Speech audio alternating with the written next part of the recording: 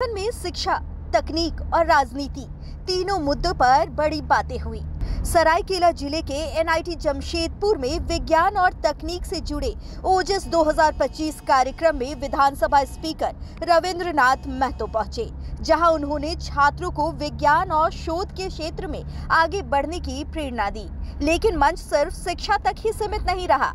मंच पर बवाल हुआ, सवाल भी हुआ। नेता प्रतिपक्ष के ना चुने जाने का जब जवाब मिला तो दो टूक। रविंद्रनाथ महतो ने साफ कहा है कि झारखंड में नेता प्रतिपक्ष ना होना उनकी नहीं बल्कि बीजेपी की समस्या है। यानी झारखंड की सियासत में एक बार फिर बयानबाजी का नया दौर शुरू हो गया है।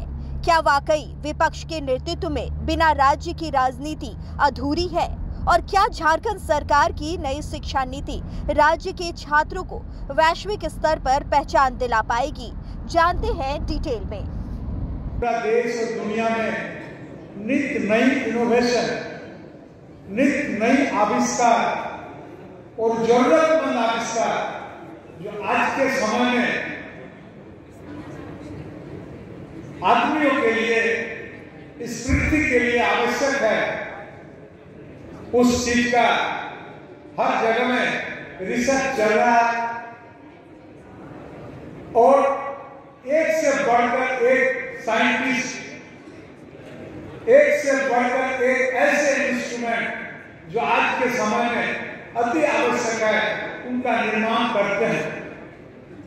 मैं उन तमाम क्रिएटिव पर्सन्स जिनके अंदर में ये चीज निर्माण करने का हुनर है, उन्हें धन्यवाद देता हूं।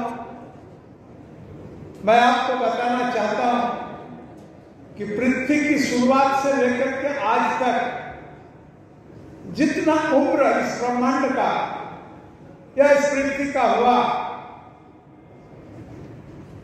उसमें टेक्नोलॉजी एक ऐसा चीज है जो हर चीज को समय समय पर बदलते आया है। एक समय था जब कोई टेक्नोलॉजिकल सपोर्ट हम लोगों के साथ नहीं था। अगर हमें 20 किलोमीटर का दूरी तय करना पड़ता था तो दिन भर का समय उस पर व्यय करना पड़ता था। आज वो समय नहीं है। आज पूरे विश्व में टाइम एंड स्पेस का रिसर्च चल रहा है कि हम कितने कम समय के अंदर कितने ज्यादा दूरी तय कर सकें, और निरंतर हमारे विद्यार्थी इन तमाम चीजों में नित्य नए आविष्कार कर रहे हैं। आज जो सामने आ रहा है, इसी प्रवृत्ति को अपने दिल और दिमाग में रखते हुए आज भी बहुत प्रतिस्पर्धाओं में भाग लेने के लिए हमारा देश, और जैसे कि हमको आने के बाद पता चला, हमारे देश के बाहर के देशों से भी कुछ प्रतिभागी यहाँ आ रहे हैं भाग लेने के लिए। मैं निश्चित रूप से कह सकता हूँ कि जो भी प्रतिभागी यहाँ आने के लिए आएंगे या भाग लेंगे, उनके मन के अंदर में एक विचार और एक जज्बा पैदा होगा ताकि आगे का काम वो ढंग से कर सके। मैं आपको बताना चाहता हूँ, पूरा विश्व के साथ हमारे झारखंड राज्य इन तमाम इनोवेशन में वर्षों से पीछे नहीं हुआ रहा है। चाहे इसरो को ले आप, ये टाटा का जो भी आविष्कार वर्षों से यहाँ पर हो रहा है, पूरे विश्व के मार्केट में ये छाया हुआ है। इसलिए ये औद्योगिक नगरी में आप लोग इस कार्यक्रम को कर रहे हैं, इसलिए मैं आपको धन्यवाद देता हूँ। और जितने सारे प्रतिभागी आपके कार्यक्रम में आएंगे,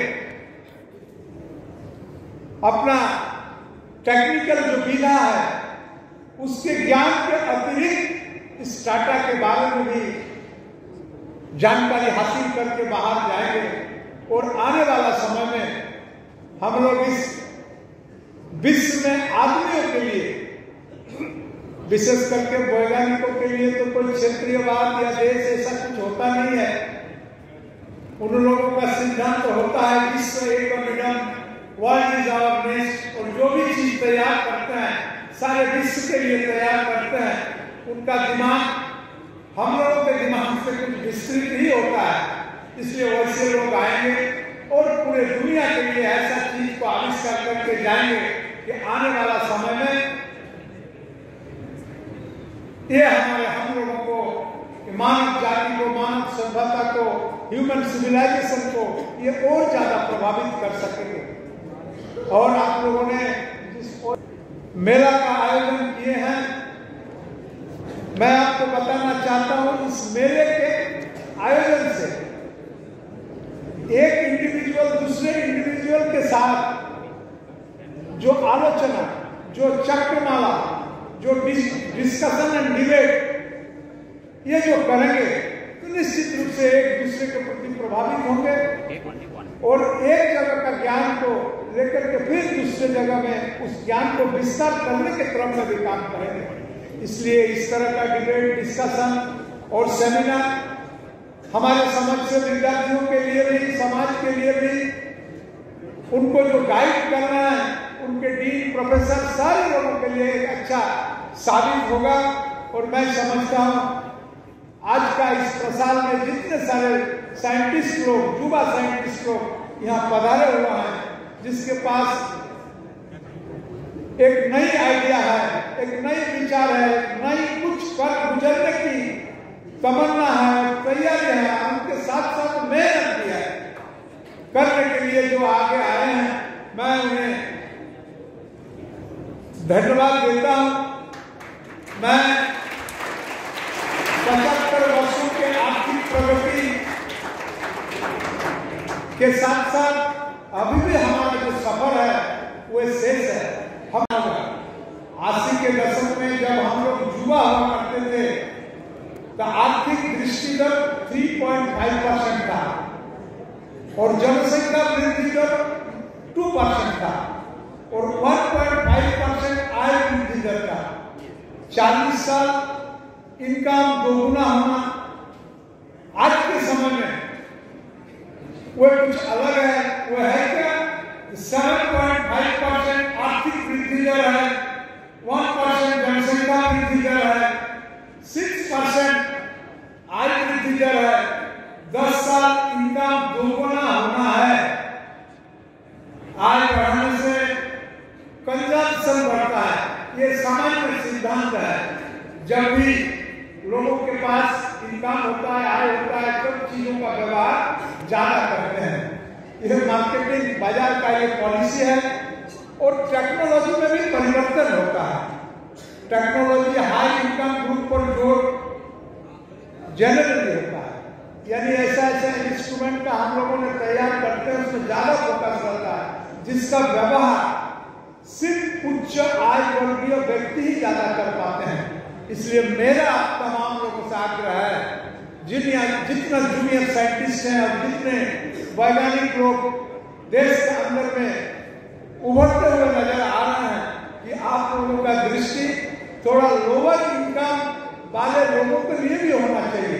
आप ऐसा इंस्ट्रूमेंट का इनोवेशन करें जिसका व्यवहार सामान्य व्यक्ति अपना दैनिक जीवन में कर सके और आपका वैज्ञानिक दिमाग का लाभ ले सके।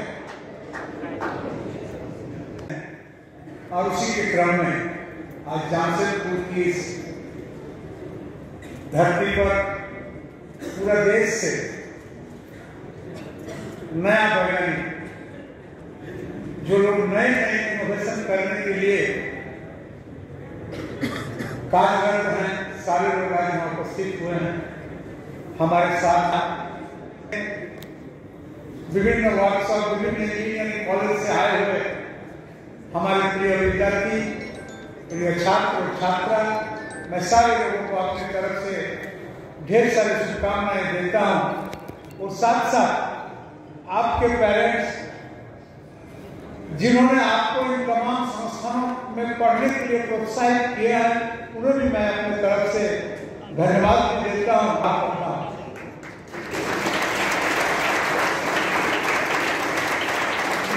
देखिए, आप तो जान ही रहे हैं, जो ओजस की तरफ से जो कार्यक्रम होता है, ये एक विशेष कार्यक्रम है। विशेष कार्यक्रम मतलब इसमें ज़्यादातर साइंटिस्ट, वैज्ञानिक या वैसे लोग हैं जो लोग कुछ नई चीज़ आविष्कार करने की प्रवृत्ति और क्षमता रखते हैं। यानी आप दूसरे शब्दों में इसको कहें तो ये लोग गॉड गिफ्टेड आदमी हैं। इन लोग पास विशेष क्षमता ईश्वर ने दिया है और दुनिया की आवश्यकता के अनुसार बहुत सारा चीज़ निर्माण ये लोग किए भी हैं और करने के प्रयास में भी लगे हुए हैं। तो आप टाटा ऐसे भी औद्योगिक नगरी है, बहुत सारे उद्योग का स्थापना बहुत प्राचीन काल से यहाँ हो चुका है और इस जगह का नाम भी इसी चीज़ पर है। इसलिए और यहाँ वैसे संस्थान भी उपलब्ध है जिस संस्थान में इस तरह का विद्यार्थी पठन पाठन करते हैं। तो इस जगह के लिए ये जो ओजस का जो कार्यक्रम है बहुत ही महत्वपूर्ण है। इसमें यहाँ के विद्यार्थियों को भी फायदा होगा और अगल बगल में सराउंडिंग्स में जो लोग हैं वो विज्ञान के तरफ आकर्षित होने का प्रेरणा उनको प्राप्त होगा। इसलिए बहुत ही महत्वपूर्ण है। उच्च एवं तकनीकी शिक्षा को लेकर सरकार की क्या योजनाएं हैं? देखिए, सरकार के योजना के बारे में तो मैं आपको बहुत कुछ नहीं बताऊंगा, लेकिन इतना मैं बताऊंगा जरूर जो उच्च और तकनीकी शिक्षा के लिए ये सरकार अत्यंत गंभीर है। ये चाह रहा है कि हमारे झारखंड के अंदर में इन तमाम चीज़ों का अभाव है। हम लोग कैसे इन अभाव को पूरा करें, उच्च और तकनीकी शिक्षा को एस्टेब्लिश करके यहाँ के विद्यार्थी एवं बाहर से भी जो विद्यार्थी यहाँ पठन पाठन करने के लिए आएंगे उनको भी एक अच्छा ज्ञान दे करके बाहर भेजेंगे ताकि वे अपने आप को वैश्विक बाजार में स्थापित कर सकें। सर, एक सवाल है कि विधानसभा के स्पीकर हैं आप और विपक्ष का नेता अभी तक नहीं हुआ है, इसका कोई टाइम टेबल? ये मेरा विषय नहीं है। झारखंड की शिक्षा नीति को लेकर आपका क्या राय है? देखिए, शिक्षा नीति के लिए मेरा स्पष्ट है कि समय, युग और वर्तमान परिस्थिति के अनुकूल शिक्षा नीति बने और परिवेश के अनुकूल बने। सर, विपक्ष का नेता नहीं है, इस पे वो उनका काम है, विपक्ष का नेता होगा भाई।